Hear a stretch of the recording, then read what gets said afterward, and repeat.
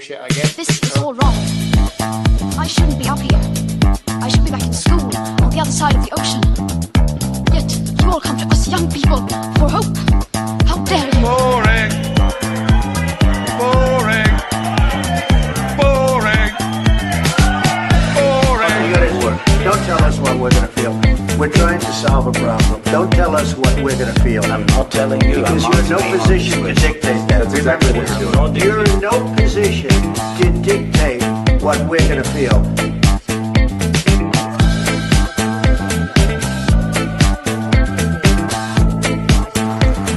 I call again for an immediate ceasefire in Gaza, the return of the sausages, the hostages. Still don't get why Keir Starmer got such a big round of applause for wanting to return the sausages. All kinds of problems with that.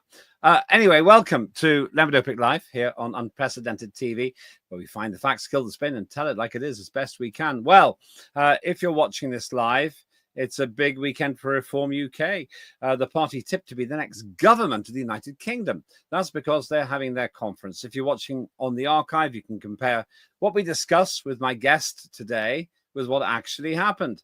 Either way, hopefully it'll be pretty interesting. My guest, Alan Cook, who I will bring onto the stage in just a moment, has been singularly successful in achieving a record first for Reform UK. But before we go into that, let's remember the context. We've got a Labour Party which is on its knees, in my opinion, with the Deputy Prime Minister, who's also responsible for the housing brief, not knowing the rules about taxation on housing. Angela Rayner seems to have had to ask a bunch of experts where she lives, and she still got it wrong. Unfortunately for her, this leak, and we now know it was a leak, so she never thought this was going to come out. This leak is causing a huge amount of embarrassment for her and for also Keir Starmer, her boss. Indeed, if Keir Starmer fires her, she'll look like a fool. If he doesn't, he'll look like a fool. So it's a really bad situation for them either way. Fundamentally, though, it's just another example, another mini chapter in the tale of woes from the Labour Party, who haven't exactly done a great job over the last few weeks and the last few months since they got into power. Then we've got the Conservatives. They've got Kemi Badenoch. She just doesn't seem to be able to get anything going there. She's called for Angela Rayner to resign, but once again, it's a reactive agenda. What's she doing? That's positive. And what's she doing, which hasn't essentially been instigated by Nigel Farage's Reform Party? But maybe you have a different view. Maybe you think the Greens are going to make it. Oh, yes, they've just got someone called Polanski as their new leader. He says that there's a climate crisis, but he can't see the migrant crisis. He welcomes the migrants with open arms. An open goal, you might think, for Reform UK, but are they up? Are they up for running this country? And what do you think? Like this, if you are willing to, on YouTube or wherever you do that. And also share views in X. But let me get the views of somebody who knows more than most about the internal workings of Reform UK. Somebody who seems to be chums with the potential next Prime Minister of the United Kingdom, Alan Cook. Councillor Alan Cook, how are you? I'm very well, Lembit, and thank you for having me on your show. And it's going to take a while to get used to being called Councillor Cook, but yeah, it's happening. I am now a Bromley councillor, so it's a start, and I'm getting stuck in now after finding August was very quiet, the holiday month, but now we're into the next month. Things are hotting up locally for work for me, at least. When I was a councillor, I didn't have holidays. Holidays were for wimps. By the way, I have to say, I actually enjoyed being a councillor rather more than I enjoyed being an MP. I suppose the MP job was bigger, and you could argue that I made more difference there. But I just loved being a councillor. It was just something which just worked for my local community. Have you done anything useful yet? Actually, we've just had a family holiday in France, and it's really good. No, it's really good to actually see the differences from a French village to an English town, and you can see where we're going wrong and where other people are doing it better.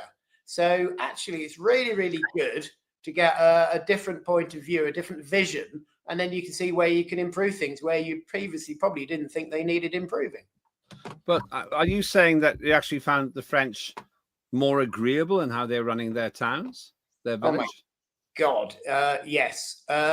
So clean, Wow. tidy, no graffiti. Francophobe. They'll be chucked out of reform for that. Well, put it this way, I didn't go anywhere near Paris. If I went to Paris, I'll be giving you a different story. But out a little bit, Loire Valley, oh, it's gorgeous, it's beautiful.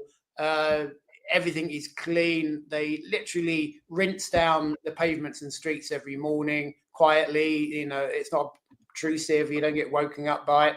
There's no litter. There's public toilets everywhere. They're clean. They work. You don't have to pay for them. They just seem to be doing things right. The drivers out there aren't aggressive. It's not. They have more room than us. They have more space. We all seem to be on top of each other in the UK, and you know, literally, we are a little bit full up. So in France, you really can tell because the lack of cars, the lack of people, that it's just a more relaxed and nicer way to live. Why don't you just go move there then? Off you go. There are plenty of boats. There are plenty of boats in Dover. Just take one and take your family and claim asylum from the third world country, aka the United Kingdom. Yeah, I want to improve things over here. I've seen where they can be improved. I can see where they can be run better. So I'll get stuck in and make sure that happens. Well, let's talk about this. You've got a conference. Once again, if you're watching this live, it'll be on the day that conference begins up at the NEC, National Exhibition Centre in Birmingham, which seems to be the favoured venue. I don't think any other party uses the NEC. Everybody else uses it for motorcycle exhibitions and train set collector shows. Why the NEC? I wasn't involved in choosing the venue, so can't really help you on that one. But I can tell you the answer, by the way. Well, why do you ask the question? Because I thought you would know. This makes me seem clever. It's because it's one of the very few venues in the United Kingdom big enough to accommodate Reform UK's membership, or some of it. Ah, well, there you go. I presume it's quite central, but there you go. And we don't want to be, obviously, no party wants to be seen as too London-centric, so they wouldn't necessarily do it in London. But it's easy to get to from London. It's reasonably easy to get to from most of the UK. The cost would be phenomenal in London. Essentially, this is more like a concert than a conference, as far as I know. I've been to them before, and there's an atmosphere. The last time when we had 10,000 people in our conference in Birmingham, it wasn't the NEC, but that was, you know, I've been to a lot, and you don't really get excited when you've been to all of them, and you know the people who are speaking. You pretty much know what they're going to say to a degree. However, the last time we were there in Birmingham, my God, it was completely different. The stage was more that of a set for a musical. You know, we had the bus stop, we had a JCB bringing Nigel onto the stage, we had the derelict closed down pub, and it was called the Oak, and it had a fallen oak which represented the death of the Tory party. So no, it was a bit of fun, and we had Dr. David Ball as the compere, and my God, they've lifted the conference now to actually make it an event, to make it fun, but serious as well, because, you know, we are literally the last chance saloon for this country. So I know you have to talk about that later, but we'll talk about it now. Nigel Farage, we've only got a short while today because I know you're very busy with your plans, and no doubt you've had to scoot off up to the conference. But Nigel Farage has done a rather big speech recently. Britain is lawless, and then another one about migration, and they're all overlapping. It seems to me, now I could be wrong, but it seems to me that he's pretty much running the agenda at the moment. He's the acting prime minister. I actually got some reportage for calling him the acting prime minister, but he does seem to be, because what he says, everyone responds to, including Labour and the Conservatives. Well, we are certainly the opposition. So he's not really the prime minister yet, but he's the prime minister in waiting. And I think no one really would bet against him being the next prime minister. Yeah, well, the reason I say he's the acting prime minister is because he says something about migration. Labour rejects it, and Tories say, well, that was our idea. And then he says something about law and order. Oh, yeah, we're going to do that, says Labour. The Tory says, well, that was our idea. Everything he says pretty much the others are responding to. Ideas, but they have no implementation because the majority of their party are actually Liberal Democrats. You know, they are part of the Uni Party. The Uni Party is not the two obvious ones, but it's all four of them. It's the Lib Lab Green Con. And that's a good line. Nice the line. Green Con bit is a bit of a hint to something else we may talk about. But the fact they are all global socialist parties, and there's still a small element of the parliamentary Tory party that are small C Conservatives, but it's very small. You know, that party is dead and buried, and I think that's quite clear now. Well, you're saying that. I mean, Nadine Dorris, I'm told, just very recently been announced as a defector. Presumably, she'll be paraded at the conference. I take it you've heard that news, have you? Yes, that was announced today. You don't sound very surprised. Or is she just coming across supporting us? You know, a lot of people say I'm now supporting reform, but they don't necessarily have a role within the party. So it'd be interesting to see actually if she has a role within the party. And a lot of people have spoken at our events, but they don't have a role in the party. So I think let's wait and see how that pans out. Who decides who has a role? Nigel? He'll be one of the people. You know, we have a board now, so there'll be a number of people who make these decisions. Well, let's look at Nadine Dorris. She's got something in common with Nigel Farage and me. You know what that is? No. They're being very cautious. This. Oh, right. They've all done the jungle. Yep. In actual fact, who actually stayed in longer out of you three? Nigel, I think. And second? I'm pretty sure I was first out of the three of us, but I was first in. I predated Nadine. I was actually the first ex-member of Parliament in the history of the show to be in there. Also, because of previous romance, I think I'm the only person who's not just gone there as a +1, but then turned up as a contestant. Yes. Oh. And that was about, I think it was about 6 years apart, 5 years apart, something like that. So I've been on those planes. And the first time I went out there, they were actually flying us out there with first class, but it was down to business class the second time. Would you do that show? Would I? Yeah. No, I don't feel the need at the moment. Thank you very much. Why do you think I felt the need? Oh, I don't know. Maybe to see a little bit of Australia. Actually, there's a very simple reason I did it. I did it because I thought it was the crown jewels, and I still think it's the crown jewels of TV. And I did it for the money because I'd lost my seat. But you know what? The truth is, I would have actually done it even if I'd been a member of Parliament. I wanted to be in there, and I wasn't planning to stand again in 2015. I didn't really go into it for that reason. I'd be the most boring contestant because I would just do it all without any hesitation. I wouldn't like doing some of the eating challenges, but you just imagine it's a milkshake and off you go, you know. So I was in there with too much of an issue with it, but I wish it would actually probably be quite boring. But there you go. I know I enjoyed it. It was wonderful detox. The food was fantastic because it was so simple. No salt, no bad carbs, very clean environment in terms of your health. I loved it, actually. What they didn't know is I'd been a very keen camper. Sounds like you want to go back. Pardon? Sounds like you want to go back. I do. Has anyone done it twice? Pardon? Has anyone done it twice? Yes. Jordan, a.k.a. Katie Price, did it more than once. Oh, and in the end, she just couldn't stand it anymore. Made her a ton of money. I'd happily go back. If they ever did the best of the also-rans, I would go back like a shot. I loved it. I really enjoyed it. Well, One of the eating challenges, they gave me something which was meant to be disgusting, and I loved it. I didn't realize I was meant to hate it. They never broadcasted that. Go on, Alan. We digress, but go on. You go in, I'll go in. How about that?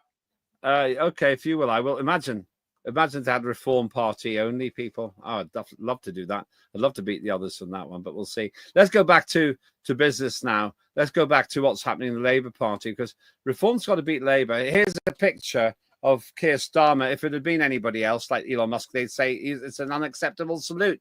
But apparently when Keir Starmer does it, it doesn't count. This man's in big trouble, isn't he? He started in trouble. So, what's new? Seriously. Okay. He's not Prime Minister material. He's winging it, and he's not doing a good job. And unfortunately, his deep-seated ideology is not compatible with a capitalist Western society. It's always going to go wrong. And I'm surprised that people are surprised. I was not surprised. I thought he was a gormless fool when I first saw him, and obviously he was fishing to be leader maybe a decade ago. He absolutely screwed. I had a 20-minute chat with him on a train a month before he won the general election, and I came away with nothing. So, if you have 20 minutes with one of the leaders of the West, you'd expect to have at least a few things to say at dinner parties, but unfortunately, no. What was so boring about him? He knew things. He had some idea of the local MPs. I told him, who I was and the fact that I was standing in the same general election for Reform, and he sort of knew some of the local MPs to my area, but he got a few of them wrong. But he just didn't have any real spark or interest. And the tone of his voice never changed. He had no, his eyes never sort of opened or lit up when, I'd say something. It was, it's not a reflection on me, honestly. You say so. Maybe that's how I feel sometimes. Absolutely. I'm only kidding. I'm kidding. You're great. You wouldn't be on the show if you were like that. Yeah, no, and so I left with nothing. Nigel, who I know and love, you meet Nigel, 10 seconds he's got you smiling, 20 you're laughing, and if you get 20 minutes with him, then you have got something to talk about at your next couple of dinner parties. He's just such a different kettle of fish. And sorry? I saw him make a very, very amusing speech recently in person. I won't repeat what he said. I doubt whether it was secret, but it was very human. He said people were accusing him of faults. He said they're all true, but they weren't really faults. That's the thing. Yeah. These days, it would only be a fault. The things he was being criticized for are only faults if you're woke. If you're ordinary, like 65 million people in Britain, you think he's the guy I'd like to have around to my house. And he's had women problems, which he said himself in the past. So, and he laughs about it, and it's life. So I really relate to that, Alan. Yeah. You couldn't understand what it's like. Before we go further, because we haven't got very long, I have to promote some of the other great shows we have here on Unprecedented TV.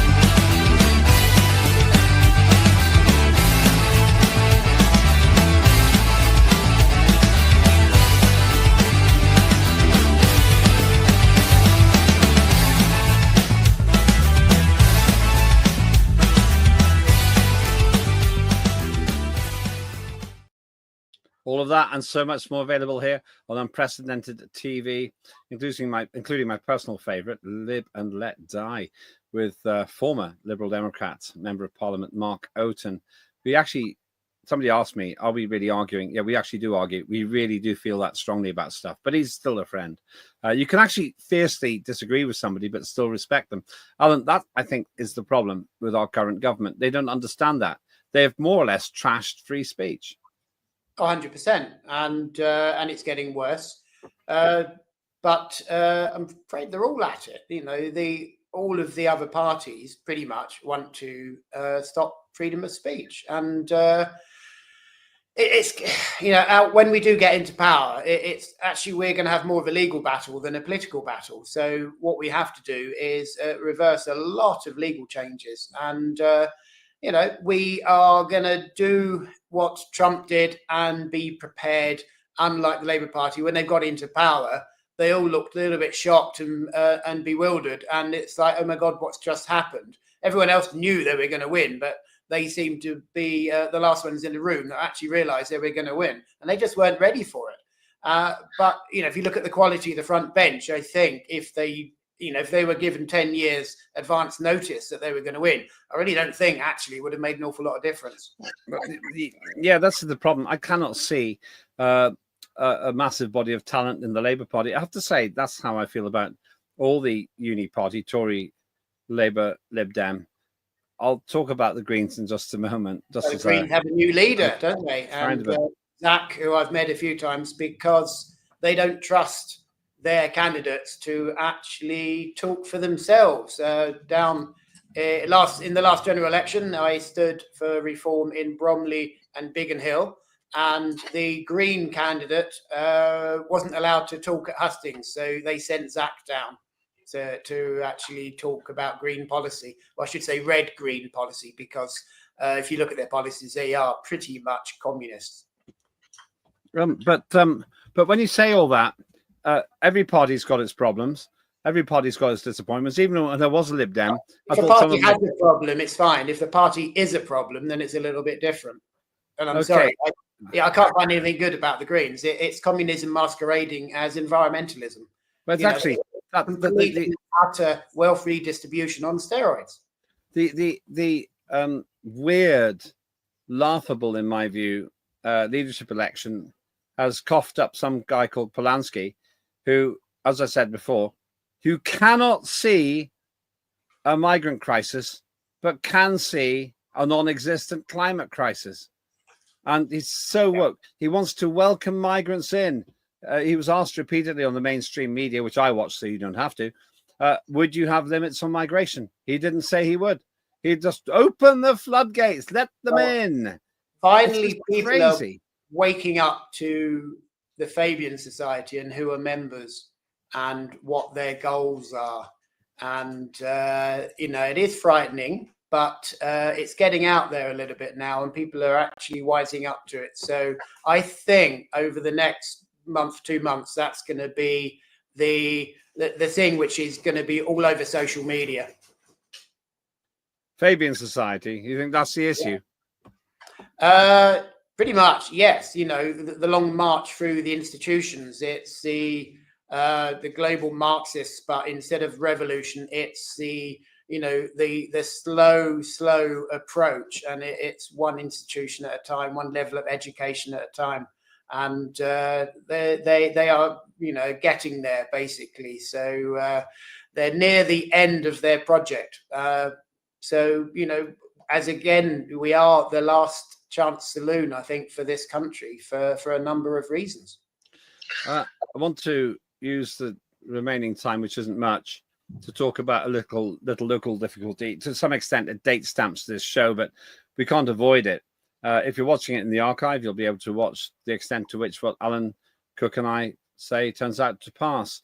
But quite obviously, Angela Rayner, the Deputy Prime Minister, is in massive deep trouble. A housing minister who didn't know the rules on tax and needed to ask experts where she lived.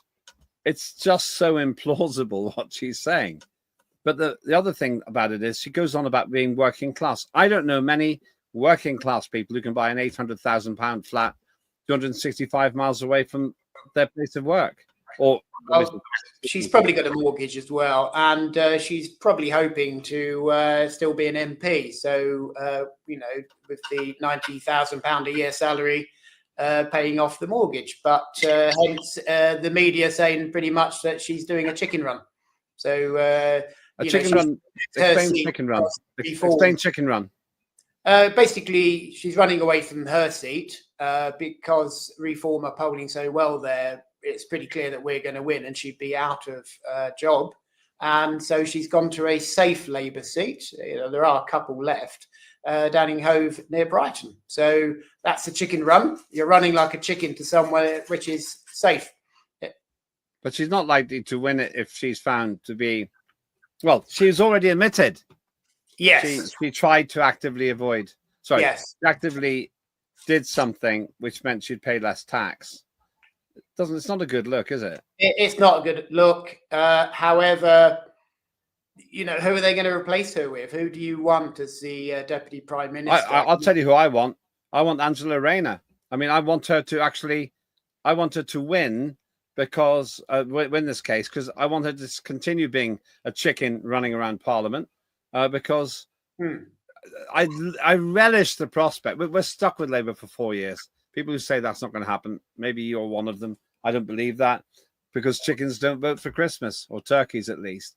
So I want her to stick around because if and when Keir Starmer loses his position, perhaps because of some awkward court case or something else, then she is one of the favourites to take over. Just imagine Prime Minister Angela Rayner. Oh, I know. We're already a laughing stock around the world for the front bench of the current government. So... I just can't imagine it. So, they are going to do a lot of damage. We know that. So it doesn't really matter if it's Starmer doing the damage or Rayner doing the damage. Rayner will just guarantee that no one in their right mind will actually vote Labour come the next general election. She did quite a lot of damage to herself recently. Is Starmer so spineless that he won't sack his Deputy Prime Minister, who dodged £40,000 in stamp duty? As I said before, I mean, I put out there, I said that either Starmer fires her and it makes her look like a fool, or he doesn't and makes himself look like a fool. Yeah, but there's no change there, really, is there? So as I'm ambivalent on it, I don't care. Whichever, if she stays or not, it doesn't matter to me because she's damaging the Labour Party and I don't have anyone better to replace her. Wes Streeting's clearly fishing for that role now. Yeah, but is he going to be any better? Well, yes, he would be better, and that's the problem. I'd rather have Keir Starmer and Angela Rayner because they're guaranteed. Robert Jenrick would be a better leader for the Tory party than Kemi, but the problem with the Tory party is not the leader. The leader seems to think the problem was the previous leader. And, Kemi thinks, she's the one who can right the problems and sort the party out. But the problem with the party is not the leader. So actually, no, it will make no difference at all. So, and I think the same with the positions of the people in the positions for the Labour Party. The problem aren't the people. The problem is the ideology, the global socialism, the belief that they can tax their way into growth. It's just not going to happen. It's never happened. But they believe their version of socialism, their version of taxing the hell out of people is going to be the version that actually works. And guess what? It won't be. So let's just have a quick look at Kemi Badenoch before we finish about talking about what's going to happen at your conference. Kemi Badenoch has tried to capitalise on Angela Rayner's problems. Yes. Thank you, Mr. Speaker. Mr. Speaker, I know the whole House will want to send our condolences to the family of our former colleague, David Warburton. I also welcome the fact that the Deputy Prime Minister has referred herself to the ethics advisor. She has admitted she underpaid tax. So why is she still in office? But there is not just a crisis at the very top of his cabinet, Mr. Speaker. There is a crisis brewing for the whole country. When was the last time the cost of government borrowing was so high? Now, on the one part's hand, she had an absolute open goal there. And in my view, this is my opinion, Alan, she blew it. Because instead of sticking with the absolute open goal of Angela Rayner's problems, she changes the subject. Yeah, she's trying to kill a few birds with one stone and attack, but don't split the attack, just attack one area and push through. But there's no point attacking Reeves. We can get Reeves later on. You know, they can have a go at Reeves later on. The November budget, everyone is in complete fear of that. But at least Reform have actually said that we will reverse pretty much all of the decisions that the Labour Party are making. So they will, all they'll do is just waste time and waste money, unfortunately, because you know, people won't sell a house if they know that they're going to get hit by capital gains tax, when they know that, you know, by 2029 or hopefully before, that will be reversed. So people will hold off. But the only trouble is, you know, I've said this before live on TV, and I shouldn't really be giving financial information or, you know, medical advice on TV because I'm not qualified to do so. But I've said this, I'll say it again. You know, for goodness sake, do not die under a Labour government. Yeah, a good point. Even though assisted suicide might be tremendously attractive to some, the reality here is, and there could be a pressure there as well. I'd argue COVID was something like assisted suicide, the way that they treated some of the patients. But that's another story.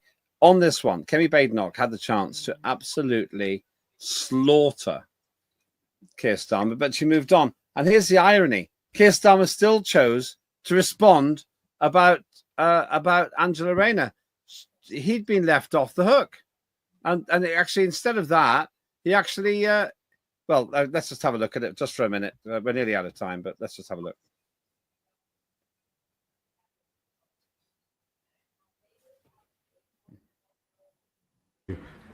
Such as that. In relation to the Deputy Prime Minister, she has explained her personal circumstances in detail.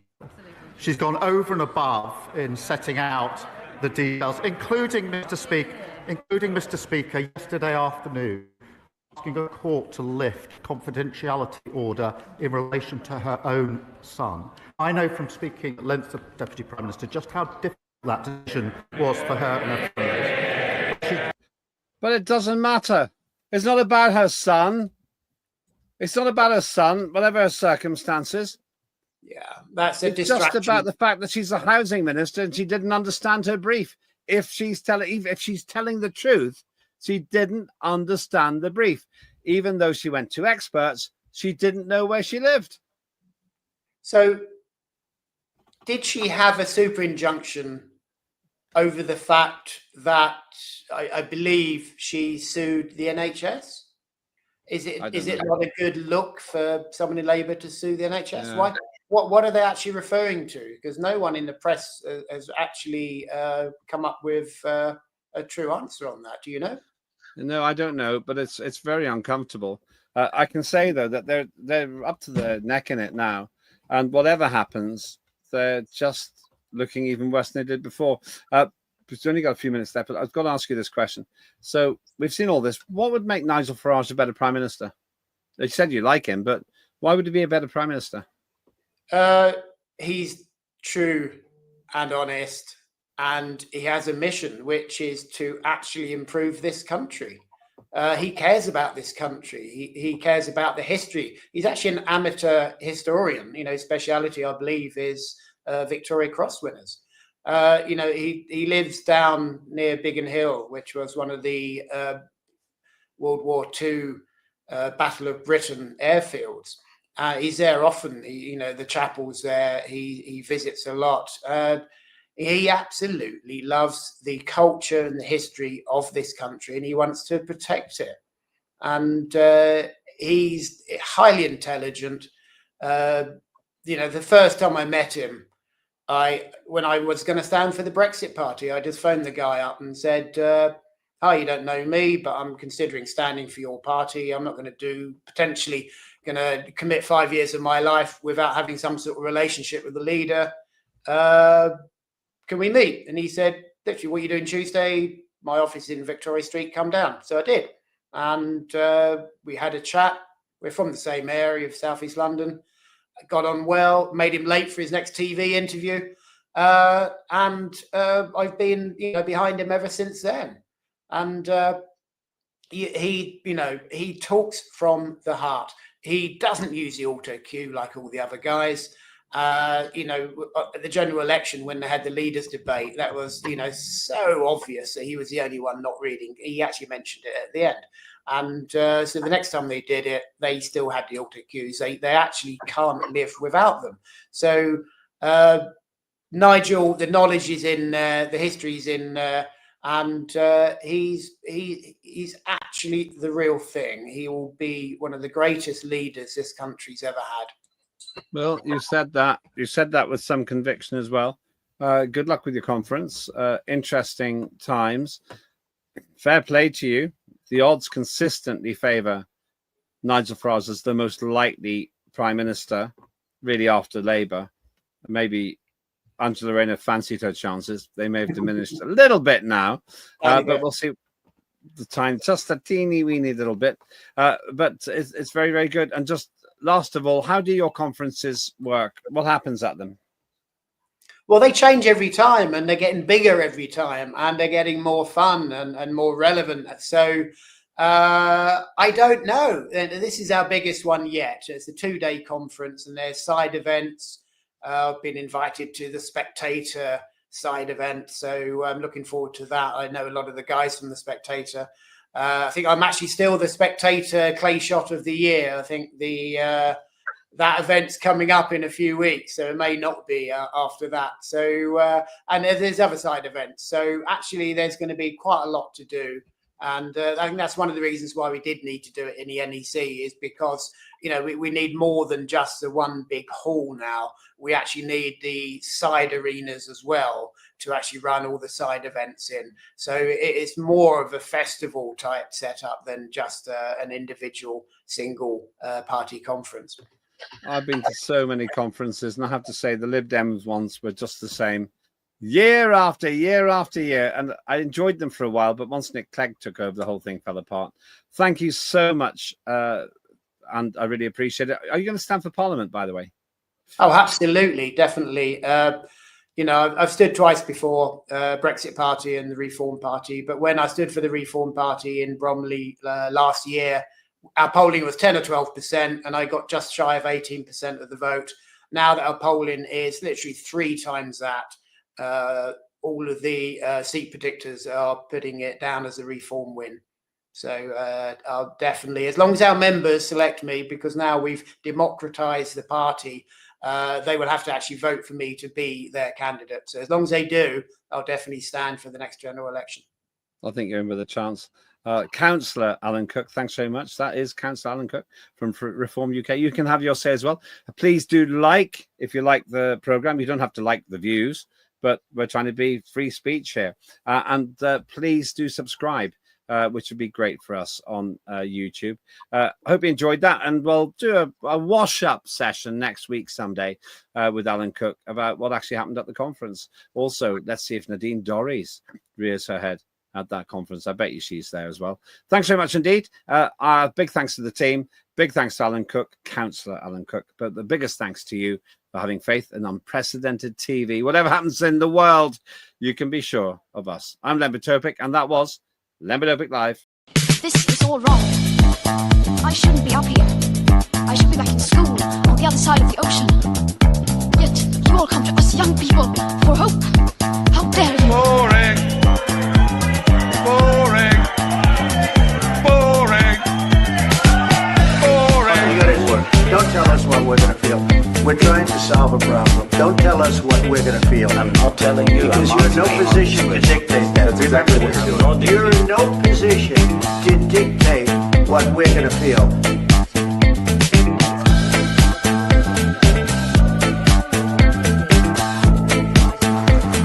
I call again for immediate ceasefire in Gaza, the return of the sausages, the hostages,